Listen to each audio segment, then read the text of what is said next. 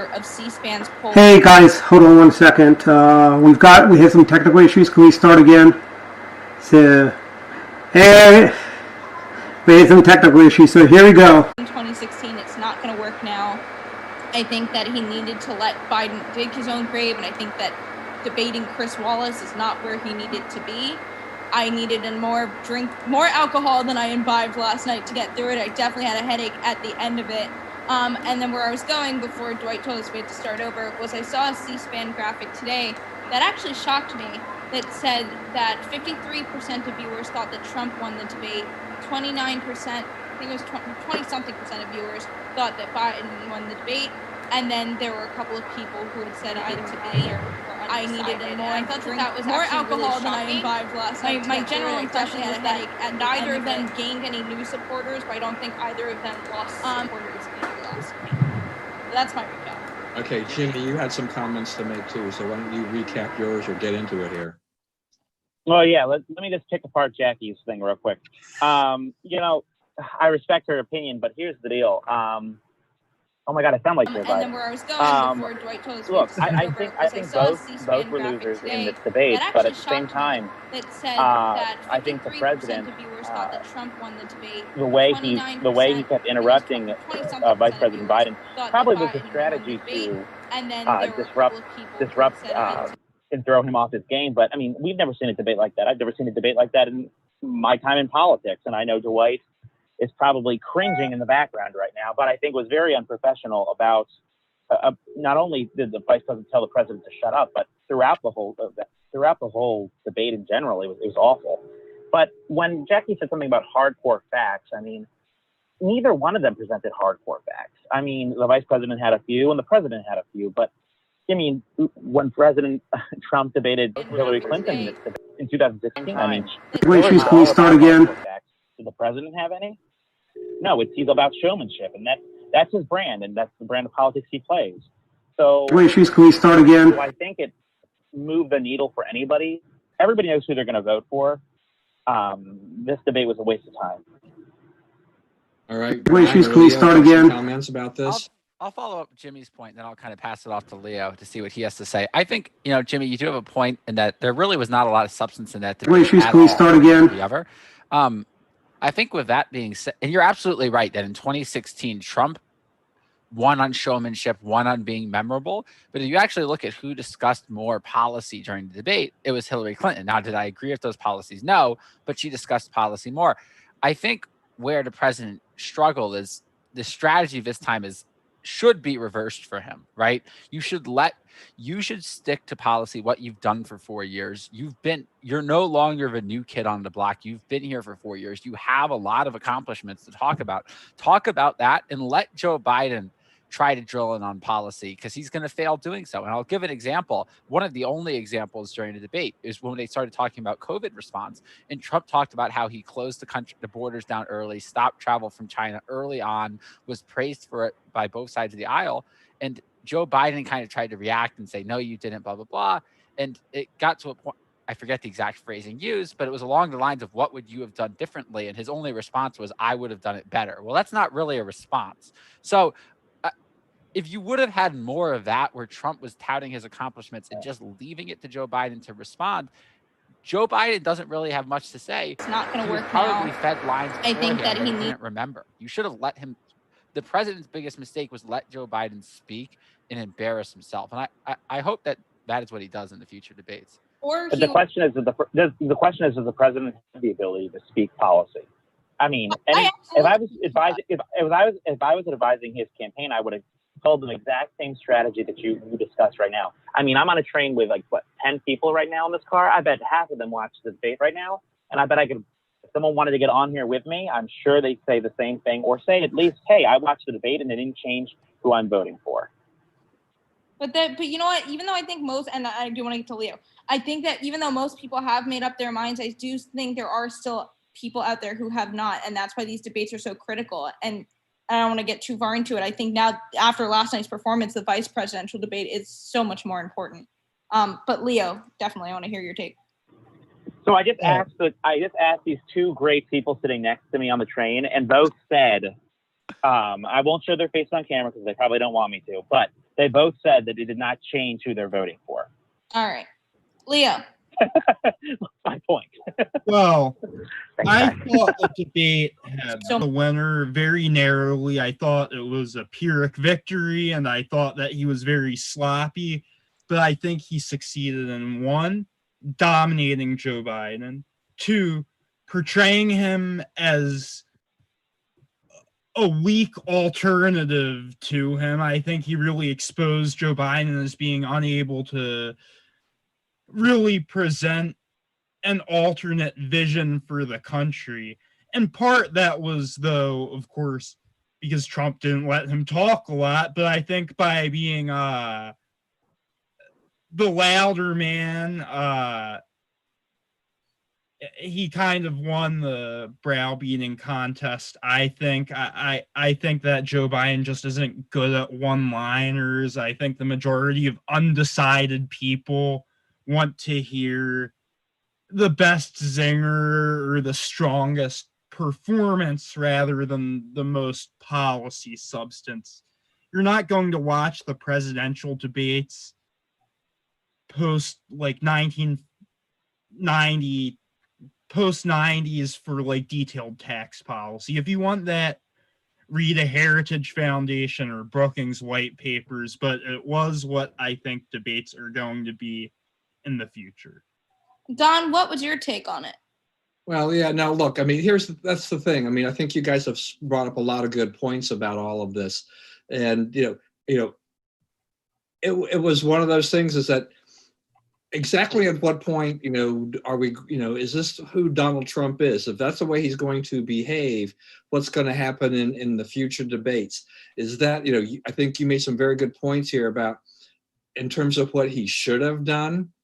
I think that, I agree with Jimmy. I mean, look, there aren't voters who are really going to be swayed by this debate at all. And this election is a lot like this. I mean, that's the way this election is going anyway, is that people who are voting, who've already voted, who are going to do early voting, regardless of what happens in the other debates, this is part of the process now of people are pretty much set in their ways. They said, I'm going to vote for Trump, I'm going to vote for Biden, or I'm going to write in somebody or whatever. But there's a very small sector now, just section slice of undecided voters that are out there. I don't think this debate changed anybody's mind whatsoever. And the way the media portrayed it, it only made it sound a lot worse. I mean, we had news anchors and people from, the various people in media, dropping the S word and stuff, whatever, but describing it, calls about should we have any more debates, and things like this. But, at this point in time, they're locked in. The Presidential Commission on Debates, is planning on making some changes. But, what would it have been like if President Trump actually had let Biden speak? What is it with President Trump that he didn't? Why didn't he let Biden speak? I think he thought he was throwing him off course. It's his brand. It's his brand. It's his brand as being a tough guy. That's what he does. He does retail politics very well. I mean, that's his whole objective. I've seen it time and time again. Does it attract certain people? No, absolutely not. Is Governor Hogan supporting him? No, he's made that clear. Do most of the base find it attractive? Absolutely. But again, back to Leo's point real quick, where he said, people don't watch the debates for policies anymore. I completely disagree with that. I think what's changed is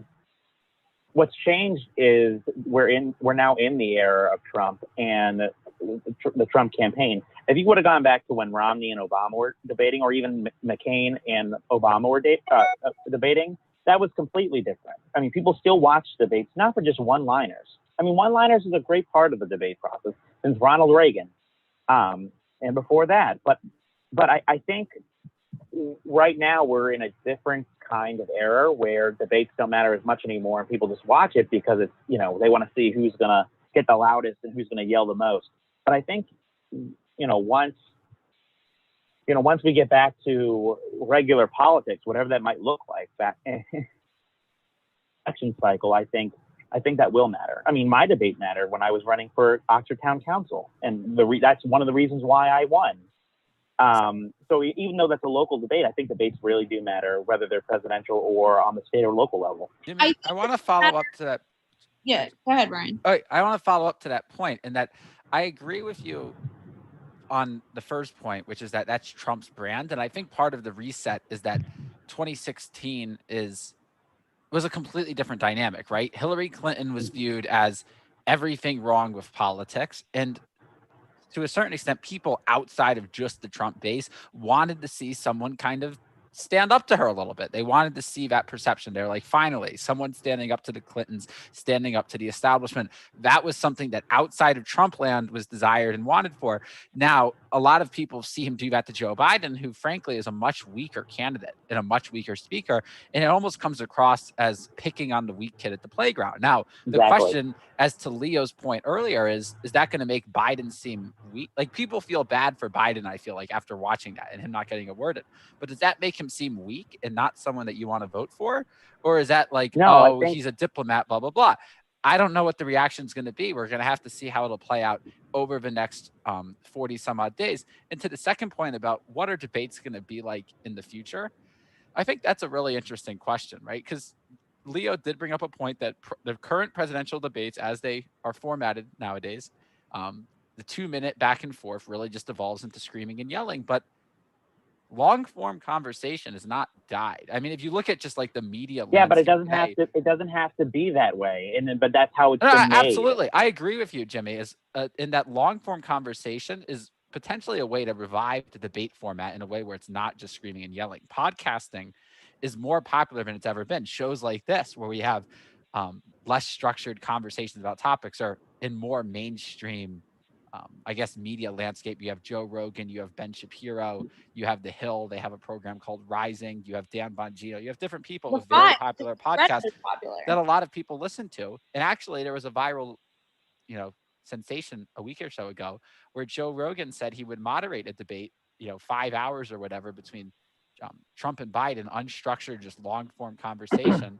And Trump said he would be on board with that. Biden didn't respond. I don't think it'll happen. But the idea is still there as to it doesn't have to be the 2-minute back and forth format leads to yelling and screaming, but we can have those long conversations about policy outside of a Heritage Foundation paper.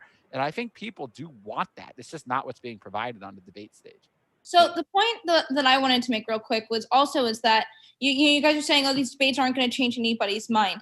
I think that both candidates here are missing what the point of these debates are. It is not to appeal to your base. You already have your base. As you guys are saying, most people have already made up their minds. These debates, and especially the first one, which was so critical because of early voting and mail-in voting, is you need to appeal to those people who have not made a decision yet. That's what these debates are about, and that's what both candidates need to really understand is if you want to win, you need to be targeting your debate and speaking to the people who aren't already solidly in your camp. That's why Trump should be doing the yelling over people. It should be, how do I speak to these people who have not decided yet? And that's what you need to be playing to the suburban women and the Latino community. And this is what I've done for you. And this is what I think the Law and Order, again, a really strong point for him with everything going on with the civil unrest. Those are the things he needs to be focused on right now. I mean, I voted already. I voted at 8 a.m. yesterday and sent my mail-in ballot back in. Even before this debate. So again, it didn't make a difference for me. For that small percentage of people who are not decided, those are the people who are looking to get something out of these debates. And that is why it's so critical for them to be focused on that faction of people who have not yet made a decision. Let me ask you this about Trump, in terms of this. I mean, I think you guys have made some really good points about this. What would have happened? I mean, if Trump had changed his demeanor. I mean, if he wasn't the Trump that a lot of people know and love, but what if he had gone and kind of spoken to the people? What if he had let Biden speak more? Would the base mind at that point in time? Or would they say no, that's not our strategy? Absolutely not. I think his base is with him 100%. I don't think that would make a difference at all. I think he's just going with his brand, but regardless, I think his supporters would still support him, even if he went in there and was quiet as a mouse. Yeah, because they would have seen that strategy for what it was, which is, again, like I've been saying, let Biden dig his own grave. If you let him sit there and try and string together, what we were looking for, or what we were hoping to see, at least in my household, was, can Biden string together a coherent sentence? And my mom was actually standing 2 inches from the TV, actually physically looking for a wire or earpiece, and the guy. So do you see? And that brings it to the point, Jackie, where look, they wanted to check earpieces. Come on, guys, we're better than that. They wanted to do that before debate. I'm fully convinced he was wearing an earpiece and was on Adderall last night, but that's just stop it. That's something. That's complete. That's and then someone wanted to do a drug test. Guys, we're better than this. Come on. Well, I mean, Trump is always good at trolling, but sometimes I wonder, personally, whether or not, he just takes it too far with a lot of things that they say, where it just gets to a level of ridiculousness that, you're like, what is going on here? It's, and you're really struggling to try to figure out exactly what he's trying to do. He's been very good at misdirection in a lot of ways by throwing all these things out and keeping the media, going after this or going after that. But it's a huge problem when you've done it so many times.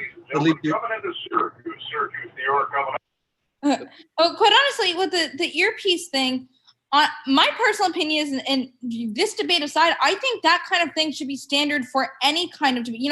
Technology is there is advanced enough now that there are very convincing earpieces in there, whatever. I think that should be standard for any kind of presidential debate or high profile debate like that we should be checking to make sure that nobody's wearing anything that could be, aiding them in any way. I genuinely think that that's something that should be a concern, whether it was Hillary Clinton, whether it was Biden, whether it was Sanders. I don't care who he was running against. I think both sides should always be checked to make sure that they don't have any. I think, just Jackie, I know you're very young, and I know Ryan is too, but I mean, we've never had a presidential race like this where we had to check for a hearing piece or anything like that, because no campaign has ever asked for that. But George W. was accused of wearing a hearing piece too. Honestly, I just think it should be standard procedure. Like, they pat you down. What article did you find that from? What Google search? I want to interject for a second, because we kind of veered from the topic, which was what would have happened if Trump had not been as aggressive, had not been as assertive. Anyways, I want to bring Leo in for a second, because he kind of brought an alternative viewpoint earlier, saying that the tough guy thing really benefited Trump, where I think the rest of us either said it was neutral or said it was negative. So, Leo, what do you think would have happened if Trump had kind of just let Biden speak and been very passive during the debate? Well, I have to qualify this by saying I don't know for sure whether it benefited Trump, but I think that there was a strategic rationale to what he's doing. Since we know that Republican comms and advertising have been portraying Joe Biden as if he's severely demented for the past year and a half. This meant that if Joe Biden got up and he delivered a decent performance, that would automatically look very, very good for Joe Biden. And if he was able to land any serious policy, most people think, Joe Biden would get up there, and if left alone, he'll talk in circles and he'll make a fool of himself on national television. There might be some truth to that as well. But I really think that the rationale behind the tough guy approach was to frazzle Biden, keep him on the defense, keep him from speaking about anything at length, and kind of preventing that rhetorical display of policy ideas that normally you'd presume he'd like to do to kind of debunk some of the rumors about his personal fitness for office. Well, so I have a question to pose to the group, because this is one that I have been thinking about a lot and that I have a couple of thoughts on. There was one segment, the last segment, which was about, each of the two candidates' track records. I personally think that Trump missed a lot of key points there that he could have brought up. I'm curious to see what you guys think. I think that was both of their weakest sections. What do you think they should have brought up or shouldn't have brought up during that point on what their track records were and what else they could have said? Well, I mean, I think overall, I mean, one of Trump's greatest successes that is what he's been doing on peace accords. we're just seeing, a litany of things going through here that I have severe doubts that the Democrats would have been able to do. And I'm concerned about the future, that if Biden wins, and particularly with the Middle East, what will happen to things that have, all the peace accords in the Middle East, as to whether or not those will get blown up, in essence, by the Democrats. Yeah, I mean, you've made a really good point, Jackie. I mean, this is the thing, is that, and I think Ryan alluded to this earlier, we have a different dynamic here. I mean, Trump was the real challenger. He was the outsider. Hillary had been the insider. Hillary was also a very disliked person. Joe Biden is not disliked by the Democrats as much as Hillary Clinton was. And as a result, pick the good things about what you've done, your track record, all the things that you have been able to accomplish, and focus in on that. And and quit. Don't get into all the brawling and all these other things. I think we're in general agreement. Lee, I'm trying to get an idea here on Biden. The strategy of having Biden not speak. I think we've been talking about, if Biden had spoken more and been pressed more. Did Chris Wallace press him as much as he could have, or did Chris Wallace actually aid him a little bit by cutting off debate and discussion? We could have learned a whole lot more about Biden and his policies, because I think that's the thing.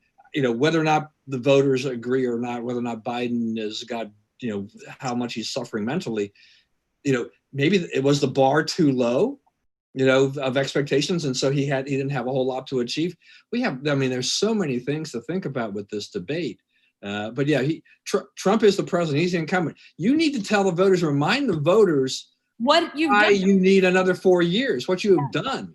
You hit my but here's the deal, Don. The problem was, this debate wasn't about what he's done for the past 4 years. This debate is about what we need to do now, especially with COVID-19.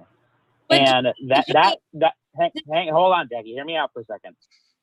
That's what the key thing was. People don't care about what he did for the past 4 years. They care about what's happening right now, and people dying. That's where he should have focused most of his time and saying, "Here's what I've done." Instead he didn't. He was dancing around and interrupting people like Jackie's doing to me right now. So that was most of the debate, is how this conversation is going right now. Is we're not sticking to issues. We're trying to do these cheap shots like both of them did. Right, but what you're missing here is, and like Biden had done, was not answering the question on the table. The question on the table is, what should they have mentioned in the segment specifically laid out for your track record? What have you done? That was right. The question on the table. And I think that Trump should have talked about peace in the Middle East, which again is something that we have not seen this level of in forever, if ever. He could have talked about the record unemployment that he had hit for Latino and Black communities. He could have talked about his brand new platinum plan that just come out. I think that there are a ton of things he's done that have been overwhelmingly positive that he did not speak on, that he could have. To kind of interject for a second, I think that what he's done and what he's going to do don't necessarily have to be mutually exclusive topics of conversation. We hit on this a little bit during the debate when they talked about V-shaped versus K-shaped recovery. And now this is the problem again with a 2-minute format, is they say these terms like V-shaped, K-shaped. The average American has no idea what either of those things mean, and then they move on. But Trump should have talked about the fact that before COVID, the economy was the best it's ever been, and this is a major strength area for him, which is why he should have talked about it. He's the one who can bring it back better than ever before. That you can tie the past into the future on that subject. And instead of just saying Biden throwing out the term K-shaped recovery, what does that actually mean? Their argument is the economy is coming back for some people and not for others. There's a lot of flaws in that are outside of the scope of this episode. But I mean, at the end of the day, Biden got to throw out that term. Trump said V-shaped recovery, and they moved on. There was no real substance there. And in that case, it really wasn't the fault of either of the candidates. It's because you only have 2 minutes. Well, there wasn't much substance there, is because everybody kept interrupting each other. So he's like, I want to move on as quickly as possible. And that's the fault of the moderator, but also the fault of the candidates as well. Because Chris did not have any ability to wrangle these two candidates in at all. Yeah. So I'm hoping that the next debate is a lot better. And I think it will be, especially with the two vice presidents. Well, Vice President Pence and Senator Kamala Harris. I think that's where we're going to see a lot of the usual debating we're used to, where it's not interrupting each other as much. Yeah, we'll have those few zingers in there, but both of them are professional politicians. Yeah, I do want to kind of drill down on like debate format questions. One thing that I think is quite possible is that there was just too many topics for an hour and a half. Yes, there was interrupting, and that was a big part of it. But when you only have 2 minutes to get your point across, there's a lot of pressure to interrupt and get your point in. Do you think we would have been better off covering, instead of 6 topics, maybe 3 or 4, and allowing the candidates to really go back and forth? Look, I mean, the 2-minute thing is not a format is not uncommon. We've seen that in delegate races. You've seen it in delegate races that I run, congressional races, in my town council race. I mean, I'm still able to get my point across on issues. I mean, like I said, Dwight thinks I'm too hard on candidates sometimes when we do these shows. If you can't answer a question in a minute or a minute and a half, then you shouldn't be running. And if you can't handle the pressure, you shouldn't be running. And I agree with the new changes they're going to be making. I do really think that they should have the other person's mic off during that 2 minutes, because yes, like, you're going to say something that's going to inevitably trigger the other person to want to speak. And it's hard for me too. You see it. I cut Jimmy off. I do it on Dr. Politics Weekly. It's like, sometimes you just need to take away the other person's ability to speak for that 2 minutes. Jackie, I agree with you that it could potentially be a positive change, but I do think one of the differences, Jimmy, between like an interview and a debate is, in an interview, there's no interruptions, which I guess the mic would help with. But in a debate, the problem is yes, absolutely, you should be able to answer it in 2 minutes. I know the difference, but what I'm saying is I'm saying that format's been used for debates as well. I'm just throwing the interview in as an example. Yeah, absolutely. And it has been used in the past to varying degrees of success. But I would argue even the debates that you highlight as examples, yes, there was more policy, but it's each candidate makes their 2-minute point and then you move on. I think the American people would really stand the benefit from having a lot more time to go back and forth and flesh out details. It's one thing to have an initial 2-minute response that sounds really good and hits on all the right points, but it's another thing to allow the other candidate and the moderator to some degree to actually start to tear that apart and have them defend the nuances of their position. I think that's been missing from politics for a very long time. I mean, even since potentially like the Lincoln Douglas debates.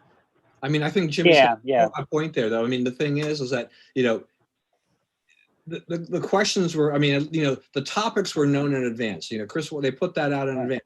So that's what the candidates have a chance to prepare for and run through various scenarios.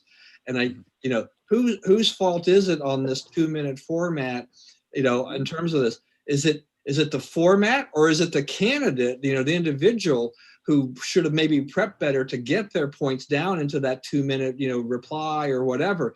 Be concise. If you're going to be you have to learn how to be concise, right? They're not yet. The candidates aren't doing Don, any candidate I work with, I'm always, before we're doing debate prep, I make sure they're concise and they can answer that question in a minute or 2 minutes.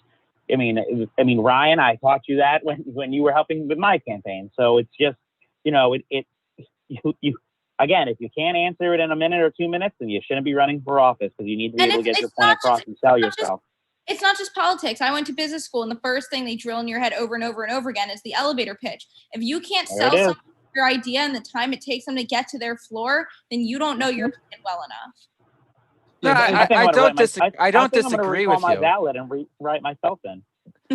Let me just be I guess I made kind of an abstract point that's outside the scope of this episode, but I don't disagree with you guys. The candidates absolutely should have been able to get their point across in 2 minutes, and then they should have shut up and allowed the other candidates to talk for 2 minutes, and then had the 1 minute rebuttal or whatever the format should have been. And Jimmy, you're absolutely right. Before your debate, we spent 2 hours on the phone refining your points and getting it down to be, under 2 minutes in a format. And you won that debate very handedly, which contributed to your victory. Debates are important. Being able to sell yourself is important. But with that being said, there was a lot of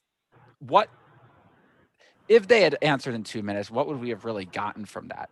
Not much, other than just the stuff that's already out there. There's very few people that truly know a lot of the policy nuances between the candidates. And that's not purely the debate's fault. That's because it's just been such a negative campaign this whole time on both sides. But really fleshing that out, and maybe it has to do with cutting off the mics, and maybe it has to do with some other format modifications. But the debates need to be modified in the future to really allow those policy differences to shine, or they're just going to be a waste of time, especially in an era of this cycle where there's increased mail-in voting. This was the most important debate. By debates 2 and 3, most people will have already voted, and that's just the way it's going to be.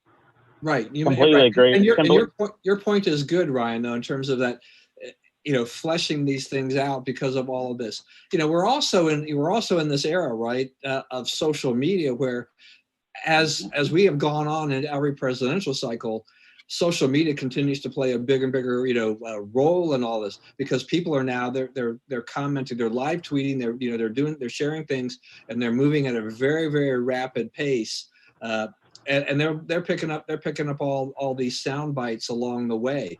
So we definitely need some kind of change going forward to fix this. But I think, Jimmy, you're right too. I mean, I think when we get down to when we have, or was it who said that Pence and Harris, when we have that debate, that was me. that's going to be a good debate. That'll be the debate that people will be. I think you'll have generally people saying that's the debate that we kind of needed, or that's the format or the tone and tenor that we needed, right? Versus this kind of thing. Now there may be a shift going on here between now and the next presidential debate, but I think that the moderators of the next 2 debates are probably, with President Trump, they're probably still going to have their hands full. So absolutely. Yeah. Could we? I want to shift the conversation. Can we talk a little bit more about his about the most controversial topics of the night and the most controversial questions of the night? I'd say we could start one with the Proud Boys, which has been announced on, all over social media right now, where the president's getting hit, and his refusal to denounce them. From what I've been reading, do you guys think that was a fair question? Thoughts? I want to start with Leo's take on it because he's been quiet. Yeah. Okay, so this is something I've thought about quite a bit. One, when they say, why won't you denounce so-and-so as they do to Trump and I guess Republicans in general constantly, Trump has disavowed these kinds of people many, many times. He shouldn't have fallen into the trap and answered the question. He should have said, that's ridiculous. I've denounced these kinds of groups and activities. You're not allowed to just try to bait me in bad faith like that. Next question is what the response I think should have been. And instead he says the one thing he absolutely should not have said. He picks out one particular group, the Proud Boys, and he gives a statement that seems to think that that could be interpreted as the president situationally endorsing Proud Boy violent activities, which wasn't good. Honestly, definitely not great. I did see the Proud Boys are now selling shirts that say stand by, stand back, stand by. Not great. Not a great look. It definitely was the biggest down moment for Trump last night. I think that, if he just said, if he said, tell me exactly what you want me to say, and Chris Wallace had said, say, I denounce white supremacy, I think Trump would have said it. Yeah. And he's trying to backtrack and say that again. He said that today when he said, you didn't say this last night. And he said, I condemn all of that 100%. Obviously, we're not saying that on the news. Jackie, I want to drill further. Oh, Leo, go ahead. I think something important to remember is just the other week in the Platinum Plan, which you mentioned earlier in this discussion, President Trump had announced plans to actually make the Ku Klux Klan designated hate group. So he's really done a lot, which would shock anyone who's seen current media coverage. This is something the DOJ never attempted to do under Obama. They didn't really move on that. So I think that's kind of worth bearing in mind. And the president walks into bad rhetoric on these issues after doing really, really well for a long while. Leo, I want to drill into the first part of your point you made, which is that Trump shouldn't have taken debate. And the question, it was kind of a leading question that was looking for a certain type of gaffe answer.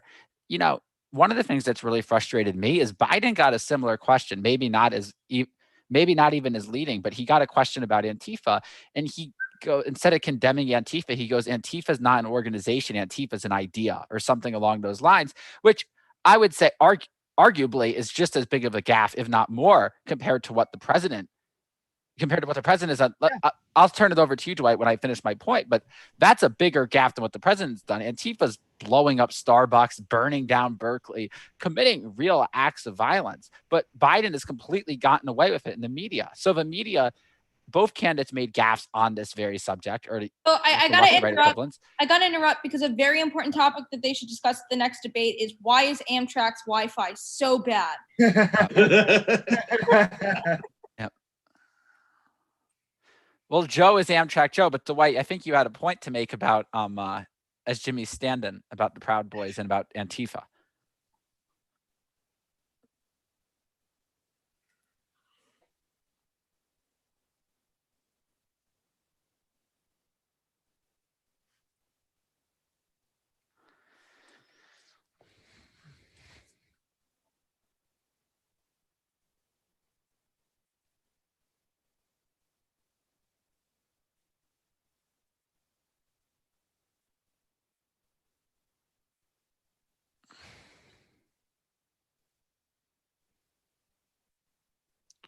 Yeah. Well, that was a terrible Biden moment during the debate, Dwight. Absolutely.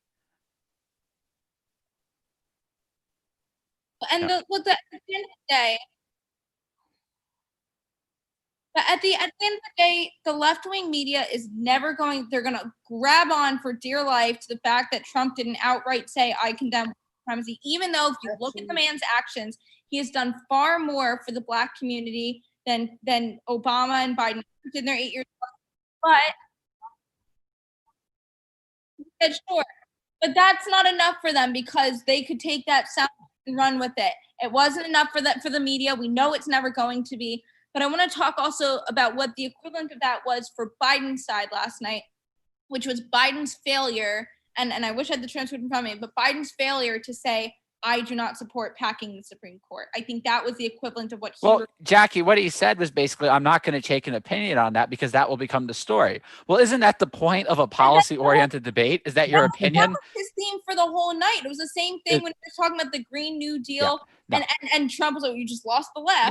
You know? One thing I will say is, and I wish Jimmy was here to spar with on this one, but all right. But anyways, Trump was very combative and probably played more of a share than Biden in derailing the debate, to be completely honest. But Trump absolutely talked about more specific policy positions.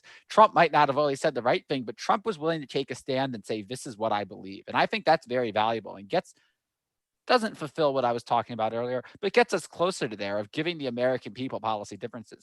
Joe Biden was Green New Deal. I don't know. Violence in Portland. I don't know. Antifa. I don't know.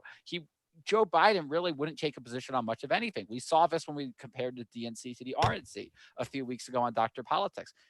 And Jimmy's back. So Jimmy, just to kind of recap my point, one thing I was saying was that, because I think that you'll have some interesting thoughts on this, is that say what you want about Trump's performance and combativeness, he absolutely took more firm positions during the debate.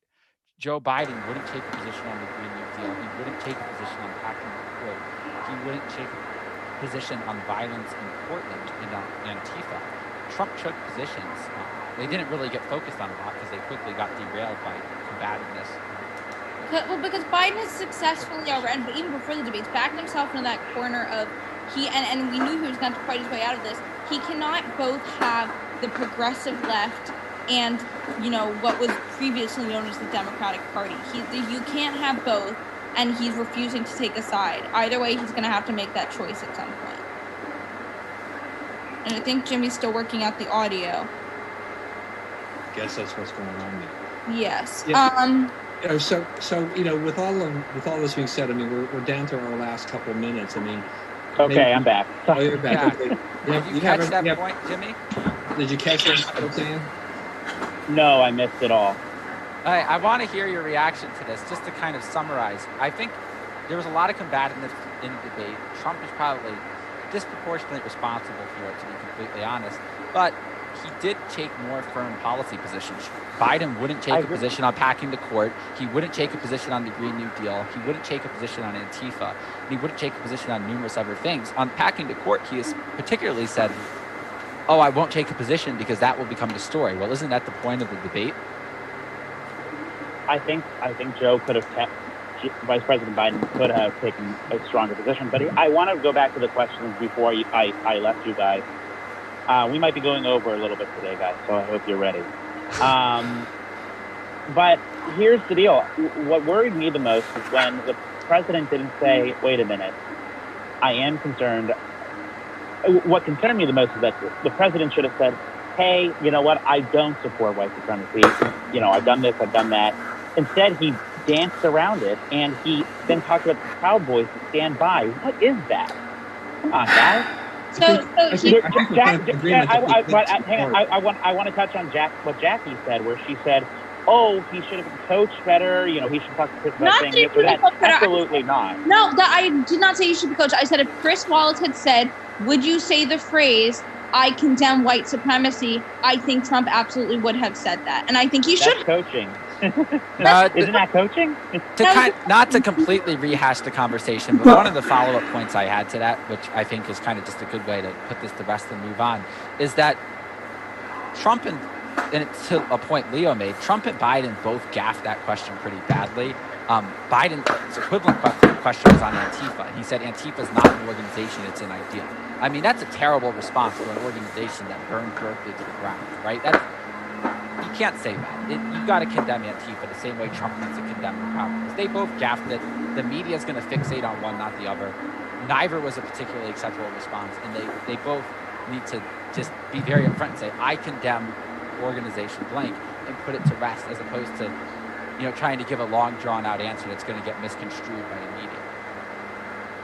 So, yeah, go ahead, Jackie. Go ahead, Jackie. Well, I was going to try and start to bring us into a final question, but I'll let you go if you got something else. No. That's fine. That's where I was going.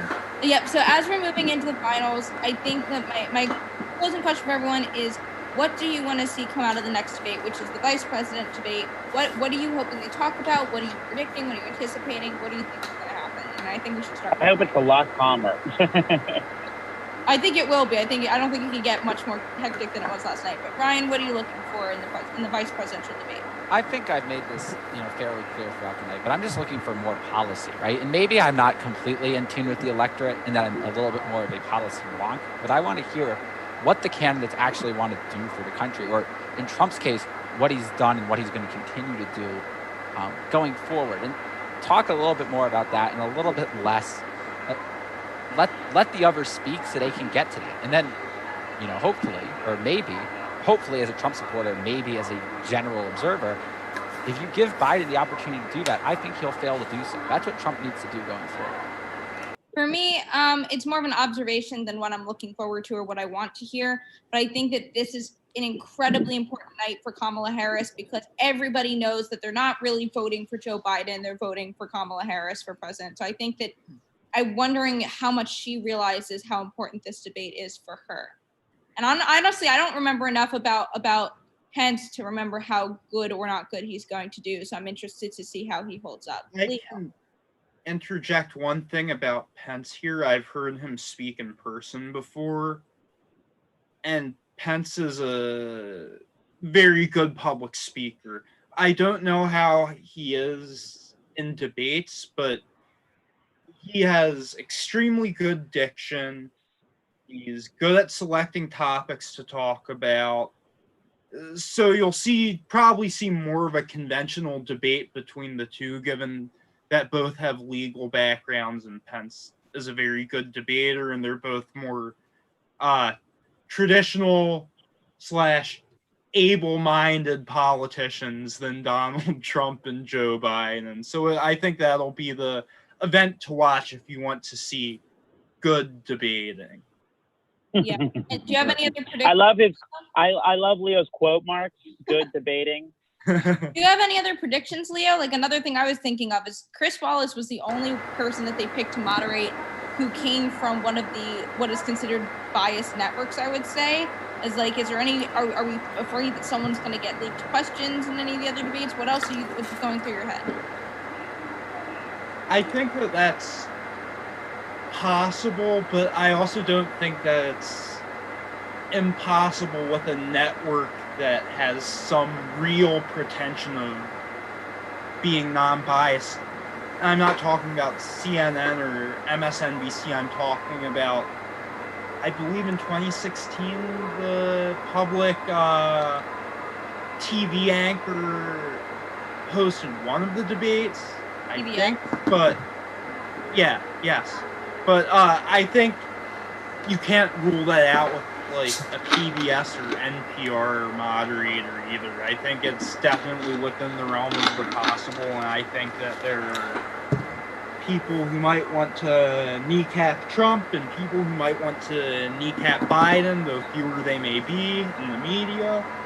And I think more precautions need to be made for a transparent debate process if you want to ensure in the future that it doesn't keep being like early 2000s Howard Stern show. Yeah, I will say, I do know for a fact that the guy who's moderating from C-SPAN did intern for Joe Biden. That's all I'll say on that. All right, here we go with the conspiracy theories. Not a conspiracy theory, just a fact. Jimmy, what are you looking for in the vice president debate? Oh, stability. Stability. Okay. Getting back to that old debate format that I know and love. Yep. Not yelling like second grade children. It definitely was that.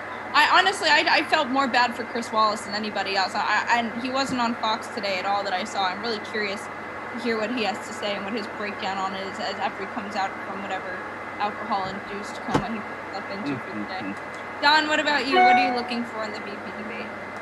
Yeah, no, I mean, I think that we're going to, just like you guys have been saying, I think we're going to see a much more toned down, more civil, type of debate because of the early voting and all the other things that were going on in the mail-in ballots. This is not really going to change anybody's mind per se about who to vote for. Even the undecideds probably aren't going to be swayed overall. But it might give the Democrats a little bit more peace of mind if Harris just stays on track and doesn't come off as overly shrill or anything like that type of thing, that she is capable of leading. Because as you said, Jackie, it's really her that's kind of behind the whole thing. There are a lot of people who don't really think that they're voting for Biden as much as they're going to be voting for a Harris administration in the future. So. Biden says, I am the Democrat Party now. So that's it for me. All right. So I think we're ready. We're done, except to also remind everybody we have a Trump Thursday, right? Yep, tomorrow night we're going to be live on Facebook and YouTube, and if you want to come in person, we're going to be at La Hinge Tavern in Potomac. If you want to come out and have a drink, it's going to be great. Our guest speaker is Andy Harris. We're very excited to have him with us, and we hope to see all of you tuning in and asking your questions and getting excited about the upcoming election.